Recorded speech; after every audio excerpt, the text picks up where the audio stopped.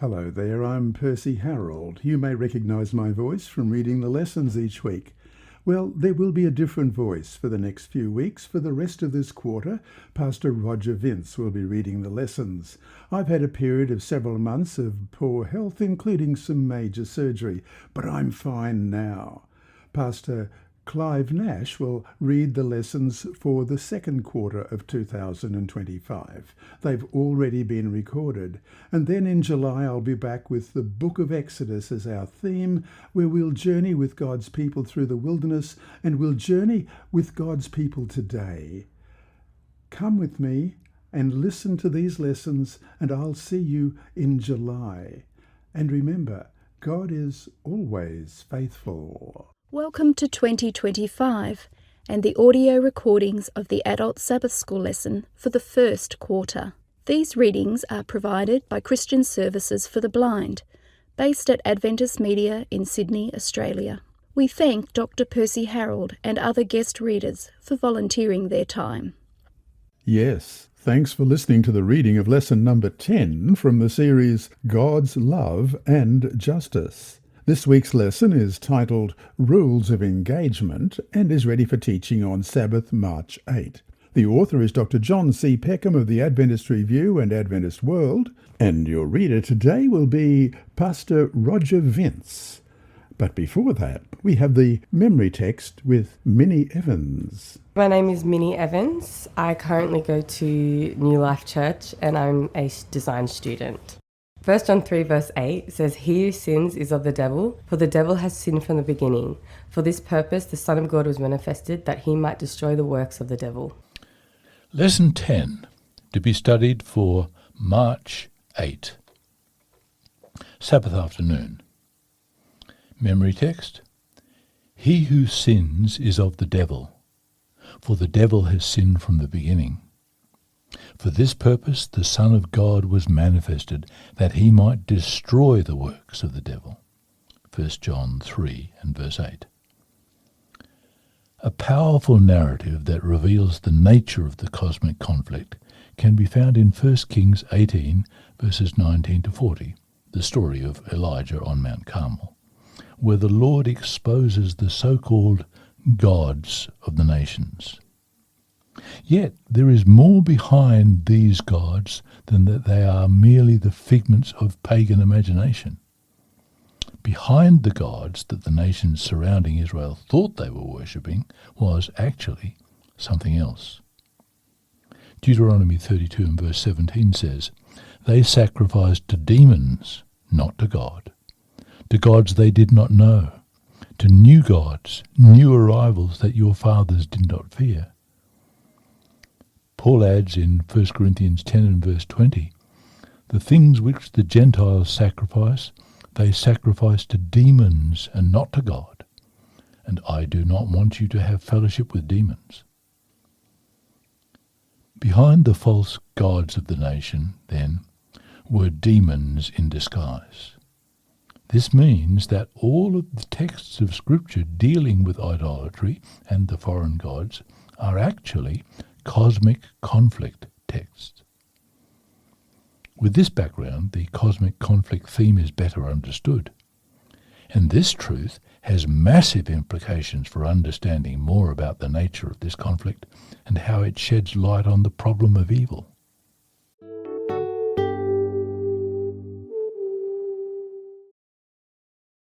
Sunday, March 2. An angel delayed. As we have seen, the false gods of the nations were actually demons in disguise. And elsewhere, we see evidence that demonic celestial rulers are sometimes behind earthly rulers. Even angelic agents sent by God can be opposed by the forces of the enemy. Read Daniel 10 verses 1 to 14 with special attention to verses 12 and 13. What do these verses teach that is relevant to the cosmic conflict? And what do you make of the angel sent by God being withstood for 21 days? Daniel 10, verses 1 to 14. In the 3rd year of Cyrus, king of Persia, a revelation was given to Daniel, who was called Belteshazzar. Its message was true, and it concerned a great war. The understanding of the message came to him in a vision. At that time I, Daniel, mourned for 3 weeks. I ate no choice food, no meat or wine touched my lips, and I used no lotions at all until the 3 weeks were over. On the 24th day of the first month, as I was standing on the bank of the great river, the Tigris, I looked up, and there before me was a man dressed in linen, with a belt of fine gold from Uphaz around his waist. His body was like topaz, his face like lightning, his eyes like flaming torches, his arms and legs like the gleam of burnished bronze, and his voice like the sound of a multitude. I, Daniel, was the only one who saw this vision. Those who were with me did not see it, but such a terror overwhelmed them that they fled and hid themselves. So I was left alone, gazing at this great vision. But I had no strength left. My face turned deathly pale, and I was helpless. Then I heard him speaking, and I listened to him, and fell into a deep sleep, my face to the ground. A hand touched me, and set me trembling on my hands and knees. He said, "Daniel, you who are highly esteemed, consider carefully the words I am about to speak to you, and stand up, for I have now been sent to you." And when he said this to me, I stood up, trembling. Then he continued, "Do not be afraid, Daniel. Since the first day that you set your mind to gain understanding and to humble yourself before God, your words were heard, and I have come in response to them. But the prince of the Persian kingdom resisted me 21 days. Then Michael, one of the chief princes, came to help me because I was detained there with the king of Persia.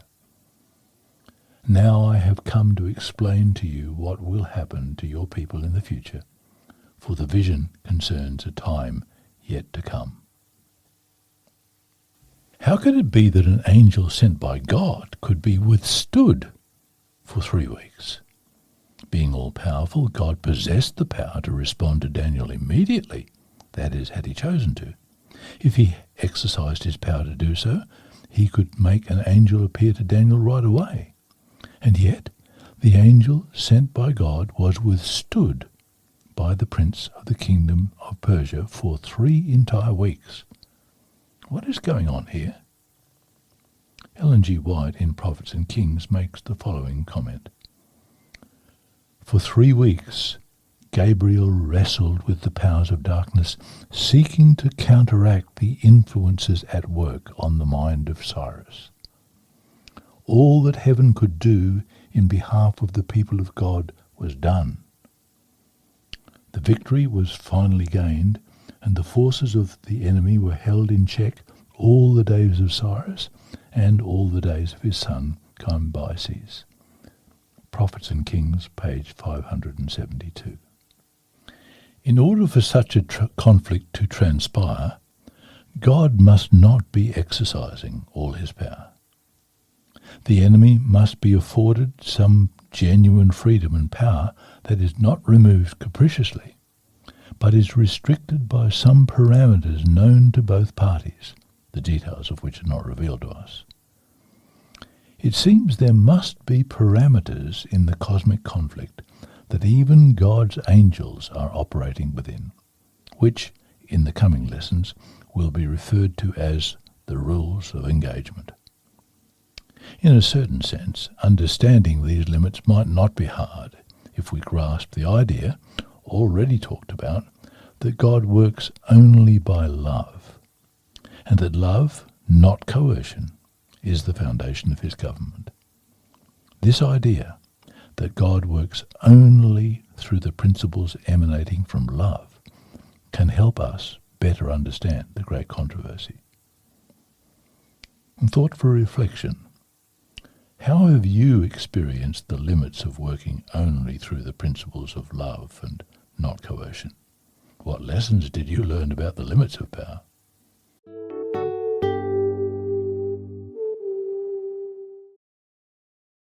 Monday, March 3, the Dragon of Revelation.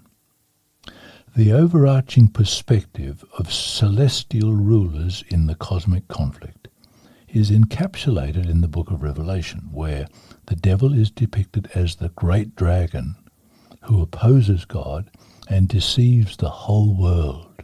Revelation 12, verse 9. Read Revelation 13, verses 1 to 8. What does this reveal about the extent of the dragon's jurisdiction? Revelation 13. The dragon stood on the shore of the sea, and I saw a beast coming up out of the sea. It had 10 horns and 7 heads, with 10 crowns on its horns, and on each head a blasphemous name. The beast I saw resembled a leopard, but had feet like those of a bear, and a mouth like that of a lion. The dragon gave the beast his power and his throne and great authority. One of the heads of the beast seemed to have had a fatal wound, but the fatal wound had been healed, and the whole world was filled with wonder and followed the beast. People worshipped the dragon because he had given authority to the beast, and they also worshipped the beast and asked, "Who is like the beast? Who can wage war against it?" The beast was given a mouth to utter proud words and blasphemies, and to exercise its authority for 42 months. It opened its mouth to blaspheme God and to slander his name and his dwelling place and those who live in heaven. It was given power to wage war against God's holy people and to conquer them. And it was given authority over every tribe, people, language and nation. All inhabitants of the world will worship the beast, all whose names have not been written in the Lamb's book of life, the Lamb who was slain from the foundation of the world. The dragon, Satan, not only wars against God and his servants, but he is depicted as the ruler behind the earthly kingdoms who persecute God's people throughout the ages. The dragon gave his power, his throne, and his great authority to the beast from the sea. This beast from the sea is given a mouth speaking great things and blasphemies, and he was given authority to continue for 42 months. So, Satan, the dragon, gives power and ruling authority to the beast, an earthly, religious, political power. This power is exercised in order to usurp the worship that is due alone to God. The beast blasphemes God's name. It also wars against and even overcomes God's holy ones, his saints, at least for a period of time. This worldwide authority and jurisdiction is given to him by the dragon, the usurping ruler of this world. And yet, there are clear limits on Satan and his agencies, including temporal limits. Revelation 12 and verse 12 says, "Therefore rejoice, O heavens, and you who dwell in them. Woe to the inhabitants of the earth and the sea, for the devil has come down to you having great wrath, because he knows that he has a short time."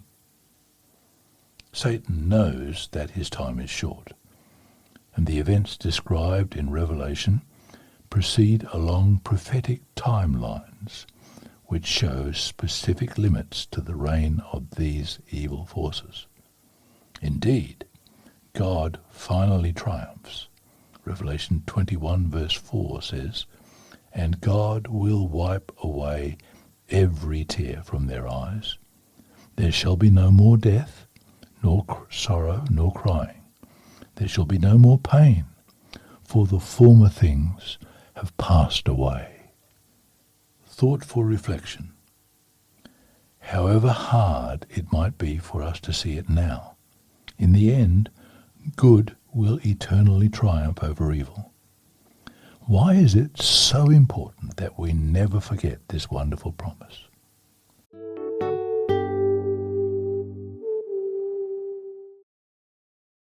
Tuesday, March 4, the case of Job.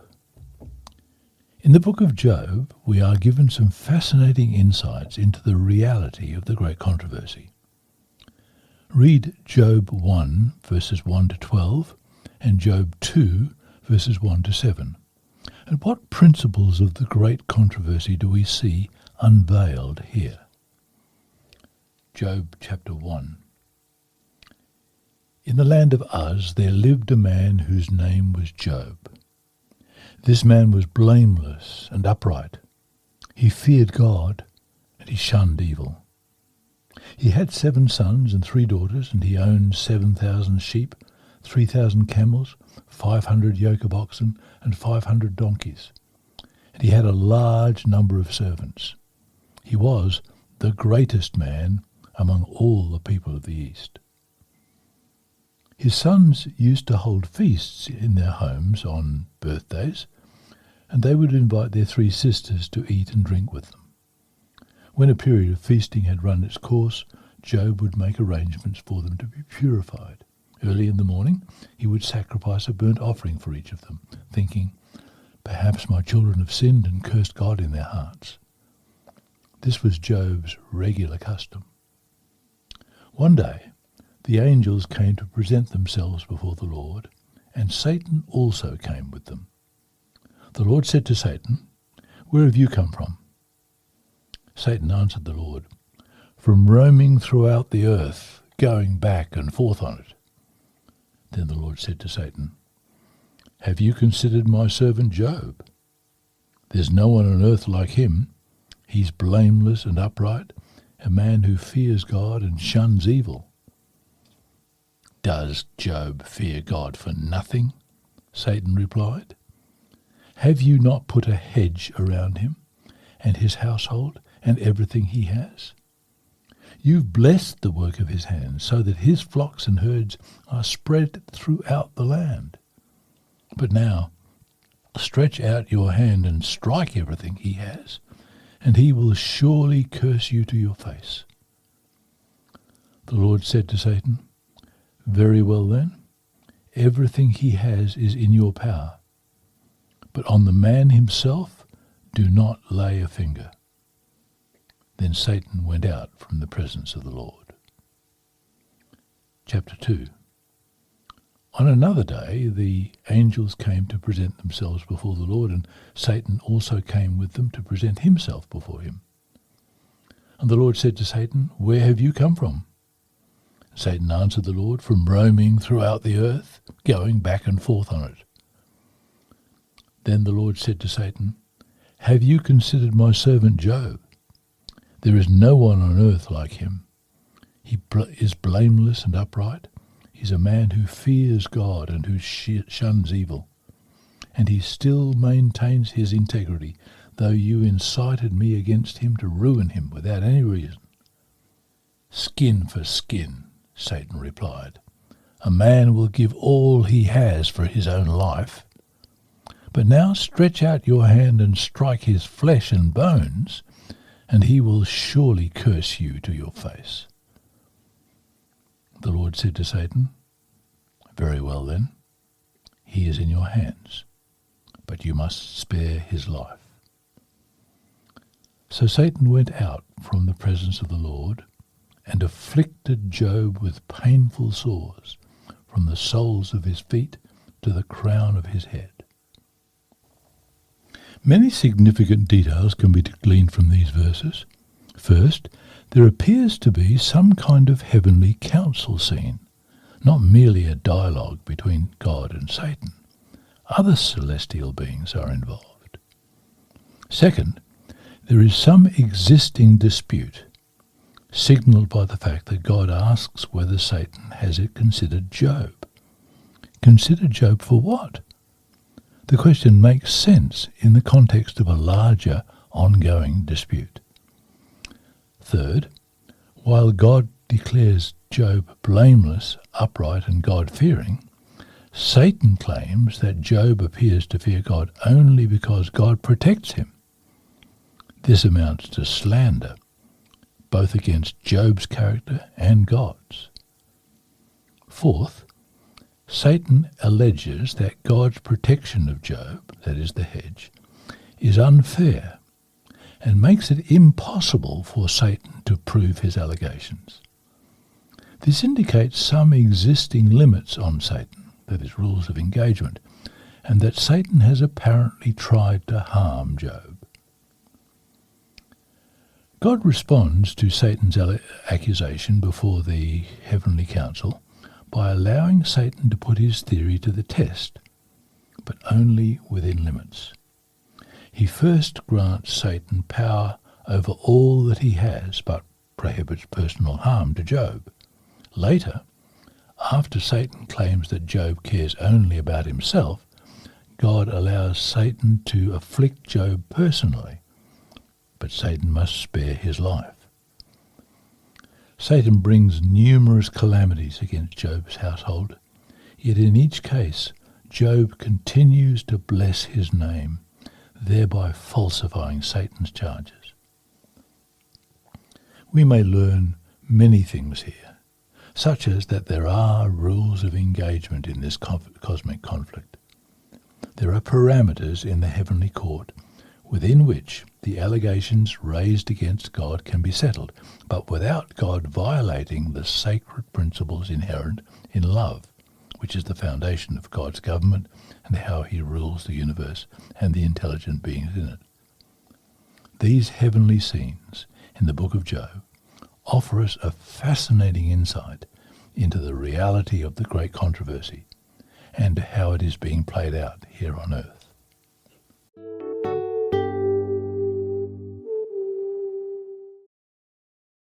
Wednesday, March 5, the temporary ruler of this world.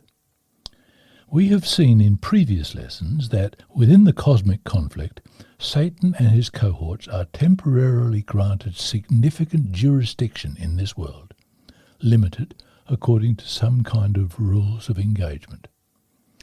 These rules of engagement limit not only the actions of the enemy, the devil and his cohorts, they also limit God's action to eliminate or mitigate the evil that temporarily falls within the jurisdiction of the enemy.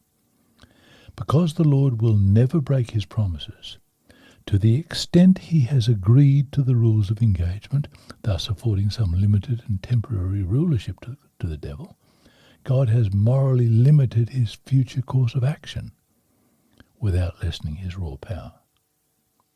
Read John 12, verse 31, John 14, verse 30, John 16, verse 11, 2 Corinthians 4, verse 4, and Luke 4, verse 6. What do these texts teach us about the rulership of the enemy in this world? John chapter 12 and verse 31. Now is the time for judgment on this world. Now the prince of this world will be driven out. John chapter 14, verse 30. I will not say much more to you, for the prince of this world is coming. He has no hold over me.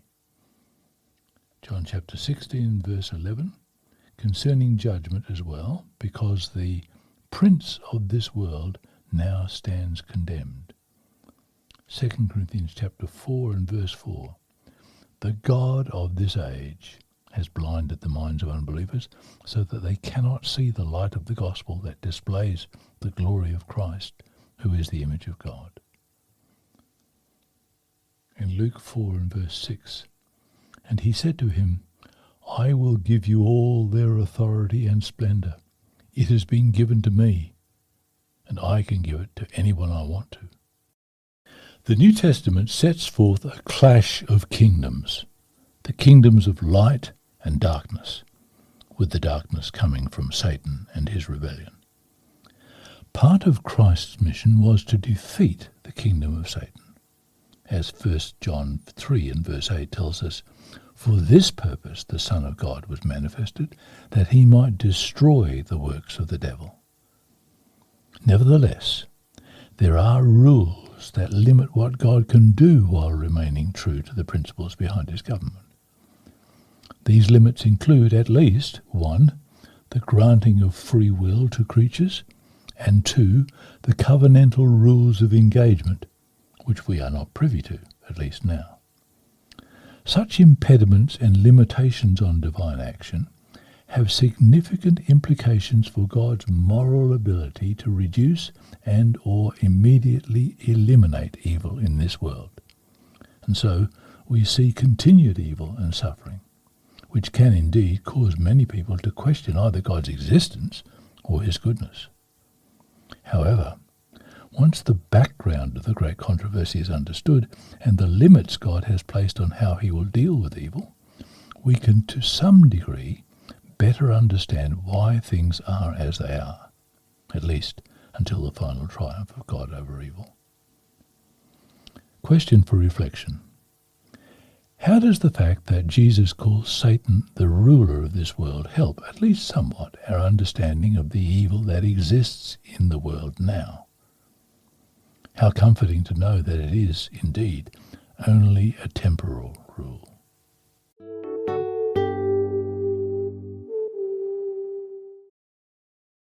Thursday, March 6. Limits and Rules. The cosmic conflict is primarily a dispute over God's character, caused by the devil's slanderous allegations against God's goodness, justice, and government. It's a kind of cosmic covenant lawsuit. Such a conflict cannot be settled by sheer power, but instead requires demonstration. If serious allegations are brought against a person in power, the best and maybe the only way to defeat the allegations would be to allow for a free, fair and open investigation. If the allegations threaten the entire government of love, they cannot simply be swept under the rug. What does all this mean for understanding the cosmic conflict and relating to the problem of evil? If God makes a promise, would he ever break it? Of course not. Insofar as God agrees to rules of engagement, his future action would be morally limited, and as such, some evils may fall within the temporary domain of the kingdom of darkness. Read Mark 6 verse 5 and Mark 9 verse 29. What do these texts display about how even divine action might be integrally related to such factors as faith and prayer? Mark 6 verse 5 says that Jesus could not do any miracles there, except lay his hands on a few sick people and heal them. And in Mark 9 verse 29, Jesus replied, "This kind can come out only by prayer." In both these narratives, some limits or rules of engagement seem to be in place, dynamically related to such things as faith and prayer. Elsewhere, we see abundant evidence that prayer makes a difference in this world, opening up avenues for divine action that otherwise might not be morally available. However, we should not make the mistake of thinking that faith and prayer are the only factors. There are likely many other factors of which we might be unaware. This fits with what we've previously seen about rules of engagement. Insofar as God makes some commitment or agrees to some rules of engagement, as we said, there are some certain rules of engagement in the great controversy that limit what God can morally do, but at least for now. Thought for reflection. Read Romans 8 verse 18 and Revelation 21 3 and 4 and ask how these texts give me confidence that even though there are many things that we do not understand, we can trust that God knows what is best, that he wants what is best, and that he will bring about an end to evil and usher in an eternity of bliss. Romans 8 verse 18 says, "I consider that our present sufferings are not worth comparing with the glory that will be revealed in us." And then Revelation 21, 3 and 4. And I heard a loud voice from the throne saying, Look, God's dwelling place is now among the people, and he will dwell with them. They will be his people, and God himself will be with them and be their God. He will wipe away every tear from their eyes. There will be no more death, or mourning, or crying, or pain, for the old order of things has passed away.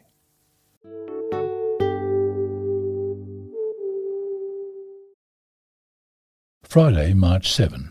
Further thought. Read Ellen G. White, The Power of Satan, pages 341 to 47 in Testimonies for the Church, Volume 1. Fallen man is Satan's lawful captive. The mission of Christ was to rescue him from the power of his great adversary. Man is naturally inclined to follow Satan's suggestions, and he cannot successfully resist so terrible a foe unless Christ, the mighty conqueror, dwells in him, guiding his desires and giving him strength. God alone can limit the power of Satan. He is going to and fro in the earth and walking up and down in it. He is not off his watch for a single moment, through fear of losing an opportunity to destroy souls. It is important that God's people understand this, that they may escape his snares. Satan is preparing his deceptions so that in his last campaign against the people of God they may not understand that it is he. 2 Corinthians 11 verse 14 says, And no marvel, for Satan himself is transformed into an angel of light. While some deceived souls are advocating he does not exist, he is taking them captive and is working through them to a great extent. Satan knows better than God's people the power that they can have over him when their strength is in Christ. When they humbly entreat the mighty conqueror for help, the weakest believer in the truth, firmly relying upon Christ, can successfully repulse Satan and all his host. He is too cunning to come out boldly, openly with his temptations, for then the drowsy energies of the Christian would arouse, and he would rely upon the strong and the mighty deliverer. But he comes in unperceived and works in disguise through the children of disobedience who profess godliness. Ellen White, Testimonies for the Church, Volume 1, page 341. Discussion questions. Question 1. What does it mean to be Satan's lawful captive? Does that mean that the devil can do whatever he wants with people? If not, why not? How does this relate to what we might call the rules of engagement in the cosmic conflict? Question 2. Why would God grant Satan any jurisdiction in the cosmic conflict, even if only temporarily? What does this tell us about how God seeks to answer Satan's accusations? And 3. How do you respond to those, even Christians, who deny the existence of Satan as a real personal being? Though we cannot prove Satan's existence, what evidence can you marshal that might help someone who is so greatly deceived?